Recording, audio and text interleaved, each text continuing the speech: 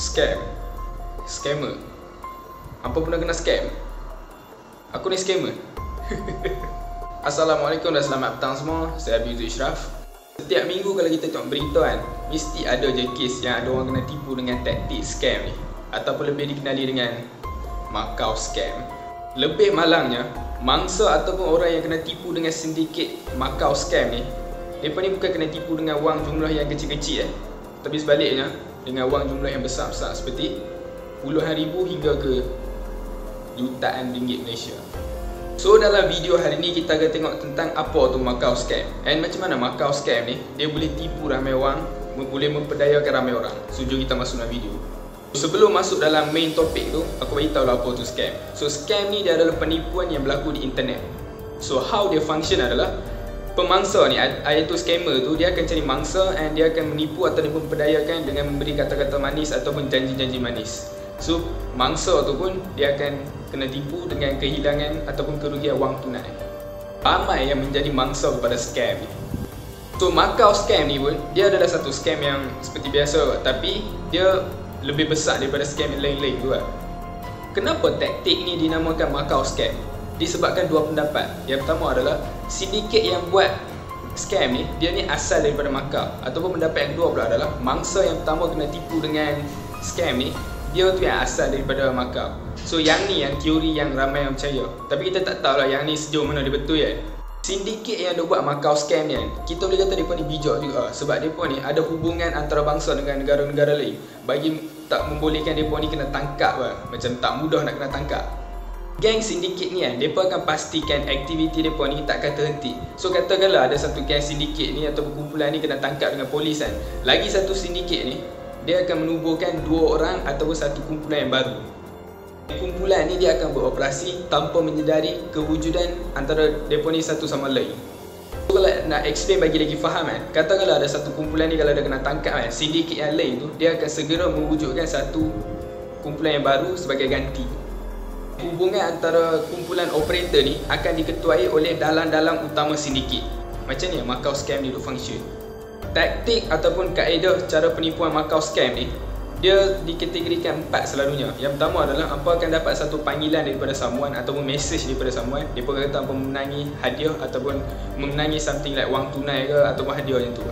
So lepas ni kalau hampa ada terima panggilan daripada someone ataupun unknown number yang kata hampa memenangi hadiah ke apa, jangan terpedaya Taktik yang kedua ni, dia ni popular sikit, di mana phone operator tu yang selalu call yang buat scam tu, dia akan menyamak sebagai peguam ataupun pegawai polis ataupun dia akan menyamak sebagai pegawai agensi kan. Lepas tu dia akan mendakwa kata hampa terlibat dalam aktiviti yang kurang elok. Dan mereka ni akan suruh hampa bayar sejumlah wang yang mereka akan tentukan untuk nak avoid daripada kena tangkap daripada polis macam tu yang nombor 2 ni. Yang ketiga ni pula kan, dia sama lebih kurang macam nombor 2 tu ke, di mana phone operator tu dia akan call hampa, dia kata hampa ada hutang bil ataupun kad kredit yang tertunggak yang perlu dibayar dengan segera. Dan ada juga sindiket Macau scam ni, mereka ni menggunakan taktik ugutan colek. So sindiket ni, mereka ni akan menamakan individu ahli keluarga yang berhadapan dengan risiko yang bahaya. Tapi taktik ni dia macam kurang famous lah, dia kurang popular, dia macam jarang didengari oleh ramai orang Dan taktik yang keempat ni dia adalah taktik yang baru terbongkar pada Julai 2020. Ya, pada tahun ni, beberapa bulan yang lepas. Polis Malaysia, mereka berjaya mengenal pasti sindiket Macau scam yang menipu mangsa mereka tu. Yang Macau scam ni, yang sindiket Macau scam yang boleh tipu mangsa tu kan, dengan suruh download satu app kat dalam phone mereka tu. Dan sindiket Macau scam ni, mereka ni akan menyamak sebagai pegawai jawatan kuasa dan suruh hampa download satu app tu kat dalam phone hampa. And if hampa download app ni, pegawai jawatan kuasa tu, iaitu sindiket Macau scam ni, mereka akan mendapatkan detail hampa tu, maklumat peribadi hampa dalam phone tu, macam bank account hampa, kad kredit hampa apa semua tu, mereka akan ambil account. Tapi taktik ni dia hanya function dalam smartphone sajalah. Kalau hampa ada dapat phone call daripada unknown number atau nombor yang hampa tak kenal tu kan, kalau mereka suruh hampa download app tu apa-apa, hampa check balik app tu app apa, memang publish secara public ke app tu kan, check balik app. Satu kutipan besar ataupun amount yang besar dapat diperoleh daripada Macau scam ni. Dalam tempoh 11 bulan, sindiket ni berjaya tipu seramai 99 orang daripada bulan Januari sampai November 2019. Tahun lepas Januari 2019 sampai November 2019. Hampa tahu berapa banyak yang mereka ni curi daripada mangsa ni? 3.7 juta. 3.7 juta. Wow. Pada bulan Jun yang lalu tahun ni, seorang pesara berusia 90 tahun ditipu oleh sindiket ni. Pesara ni, dia percaya dia kena didakwa dan dituduh buat penyelundupan wang.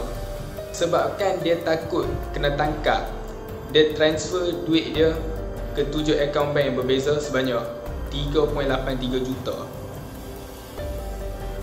And seorang lagi pesara wanita yang berumur 76 tahun, dia pun kena tipu dengan taktik yang sama dengan kehilangan 1.84 juta pada bulan Ogos 2020 yang lalu.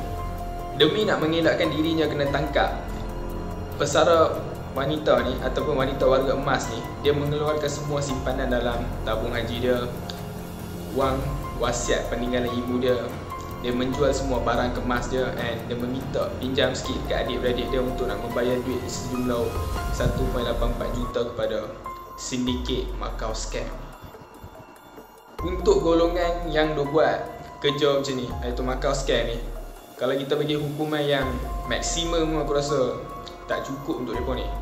So, my advice ataupun nasihat aku pada hampa, selalunya urusan rasmi sama ada swasta ataupun kerajaan ni aku rasa dia jarang berlaku dalam telefon macam dalam phone call ni tu.